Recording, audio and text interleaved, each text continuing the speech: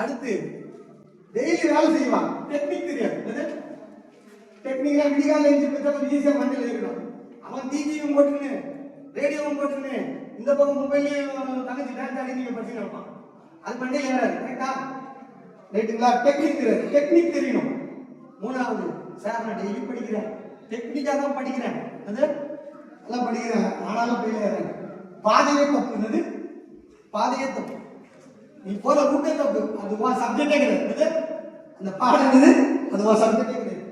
ரைட்டுங்களா? பாதையே தப்பு. ஸ்ட்ராட்டஜி. ரைட்டுங்களா? ஒன்னு டெக்னிக் மிஸ்டேக், ஒன்னு ஆபரேஷன் மிஸ்டேக், ஒன்னு பாதையே தப்பு. இது என்ன மிஸ்டேக் தெரியுமா? பாதையே தப்பு. என்னது? Strategy mistake. என்ன மிஸ்டேக்? உங்க தப்பு இல்ல, அரசியல் தப்பு பண்ண கேட்கிறது. அப்ப இவ்வளவு காலம் போயிருந்தாங்க அரசு, இதுதான் சார் பாதையே தப்பு. என்னது?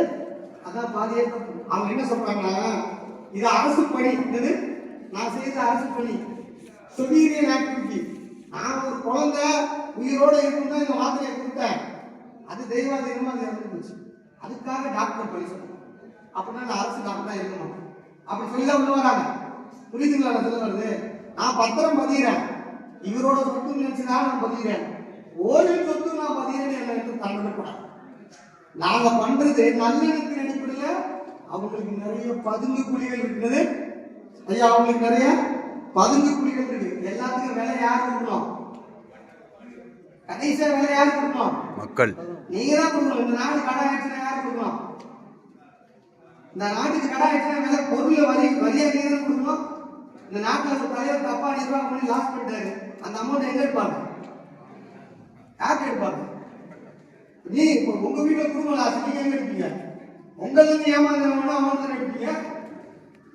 உங்க வீட்லயே நீங்க ஏமாந்தீங்க லாஸ்னா அது யார் தலையில கட்டுவீங்க? ஏன்னா சுயநலம் உழைக்கிறாங்க, அவங்க தலையில தீர்க்க மாட்டீங்களா?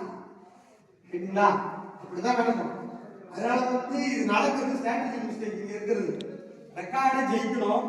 ஒண்ணு இது உன்னோட உரிமை இல்லப்பா அப்படின்னு சொல்லி ஜெயிக்கணும். இல்லைன்னா உரிமை இருக்கு, துட்டம் கொடுக்குறா வெளியே போப்பான்னு சொல்றோம். அந்த வேலையை நம்ம செஞ்சா மட்டும்தான் சொத்து இருக்கும்.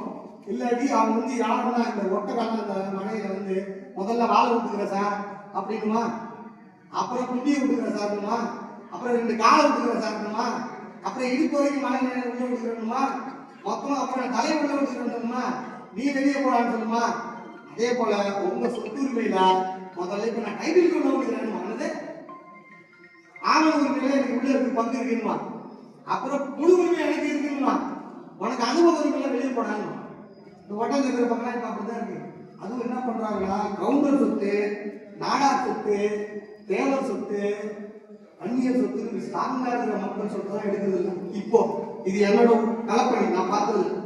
இந்த மன்னாரு இந்த ரொம்ப பலவீனமா இருப்பான் பாருங்க, நாகிரது, இவெல்லாம் இந்த கோயில் சம்சாரி பண்டாரம், இந்த கோயிலுக்கு பூஜை பண்ணிட்டு இருப்பாங்களா, அவன் சொத்தெல்லாம் புரிஞ்சாங்க. உங்களுக்கு புரிஞ்சுக்கா சொல்றது? கிளியரா கொடுக்குறாங்க, பிளான் பண்ணி கொடுக்குறாங்க. அவங்களுக்கு பேசவோ சபைக்கு போய் மேல சொல்லவோ அரசனுக்கு போய் சொல்ல வழி இல்லை பாக்குறோம். அதனால முதல்ல அவன் உள்ள இப்போ பட்டாள தப்பு சொல்லும் பொழுது, அதிக மாட்டேன்னு சொல்லும் பொழுது, நீங்க முன் தயாரிப்பா உங்க வேலைகளை கூட்டமா ஒற்றுமையா இருந்து செஞ்சு அரசுடைய ஸ்ட்ராட்டஜி சட்டம் எல்லாத்தையும் மாற்றணும் அப்படின்றத பாத்துக்கோங்க. பேப்பர்லாம் தனிப்பட்ட முறையில் படிச்சாதான் அதுல டெக்னிக்கலா நான் என்ன செய்யணும்னு சொல்லுவேன். பொதுவான விஷயங்களை எனக்கு பகிர்ந்துக்கிட்டேன். உங்களுக்கு இதுலயும் புரியல, எனக்கு விளக்கம் கொடுக்கணும் சொல்லுவேன். நீங்க இப்ப அரசுடைய ஆளா அல்லது அரசு மக்கள் ஆர்கனைஸ் பண்ணி அரசு கொண்டு போறோம்? நான் அரசோட ஆள் கிடையாது, ரைட்டுங்களா? ஆனா இந்த அரசியல உண்மையாவே நேசிக்கிறேன். சில தெளிவுகள் உங்களுக்கு வேணும் பாத்தீங்களா? ஆமா சார், அதுக்காக நான் கேட்டேன் சார். நான் ஒரு பாலம், சரிங்களா? சாமானியர்களுக்கும் அரசுக்கு நடுவுல ஒரு ஃபைல் எப்படி போடணும்னு தெரிய மாட்டேங்குது. இப்போ நீங்க கலெக்டர் போறீங்க, உள்ள போனோன்னு ஒரு பெட்டிஷன் கொடுத்தா கீழே உட்காந்து நான் மனு எழுதுறானா ஒருத்தன், இந்த ஆபீஸ்க்கு போ ஜீப் எழுதுறானா, கலெக்டர் வாசல்ல உட்காந்துருக்காங்களா, நான் தான் இப்போ தலைமை செயலக வாசல்ல உட்காந்துக்கிறேன். அந்த டாக்குமெண்ட் ரெடி, ஓகேவா? இங்க உள்ள இதான் ஃபைலு, புரியுற மாதிரி சொல்றேங்க. நீங்க நான் தெரியாது, நான் அதை பண்ணி தரேன், அதெல்லாம் கிடையாது அண்ணன். இதுக்கு இந்த மாதிரி இந்த செக்ஷன்ல இந்த மேட்ல 22 ஏழு இருக்குது. இதை இங்க கிளியர் பண்ணா இங்க பெட்டிஷன் கொடுக்கணும். அந்த டேபிளுக்கு போனா இப்படிதான் ஃபைல் மூவ் ஆகும்.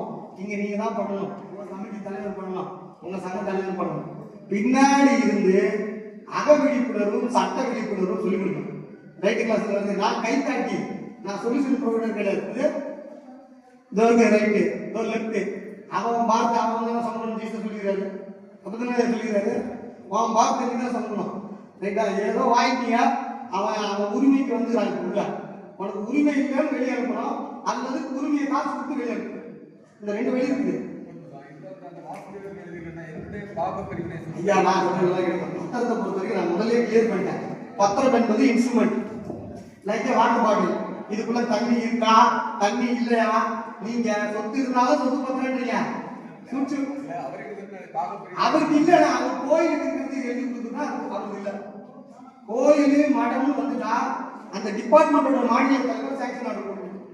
அது இருக்குதா? சாங்ஷன் ஆர்டர் இது ஹெச்ஆர்என்சி ஆர்டர் நம்பர் அதுல இருக்கணும். சாங்ஷன் ஆர்டர் இருக்கணும். சார் உரிமை உள்ளவங்க அக்கா தங்கச்சி 2 பேர் ஒரே டபுள் ஆக்சிடென்ட். அந்த காலத்துல கூலி போட்ட ஜெயலலிதா மாதிரி இருப்பாங்க 2 பேரும். அக்கா பணக்காரி, ரைட்டா? கல்யாணம் பண்ணி மாப்பிள்ளை அமளியை போயிடுச்சு. தங்கச்சி இங்க இருக்குது. அக்காவுக்கு தெரியாம பத்திரத்தை கொடுத்துருச்சு, பார்த்துக்கிட்டு தங்கச்சி போய் வித்துருச்சு. அந்த இப்போ இல்ல, ஒரு 10-15 மணி ஆதார் கார்டு 2 பேருக்கும் கர்ப்பம் தானே இருக்குது. எலக்ட்ரிக் ஐடி அவர் ரெஜிஸ்டர் என்ன பண்ணுவாரு?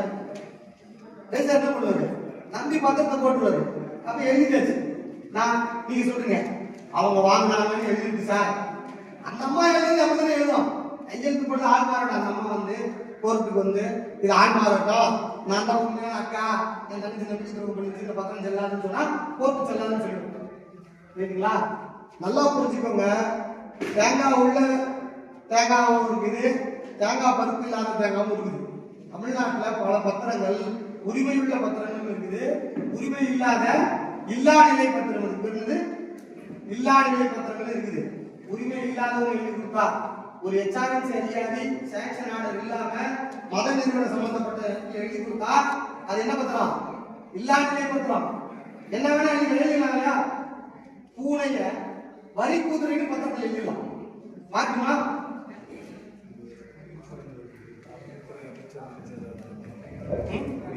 நல்ல சத்தமா பேசு. குடியிருப்பிடம் அறநிலைத்துறை அமைச்சர் உங்களுக்கு வேற சொல்றேன், ரெக்கார்ட் பண்ணுங்க.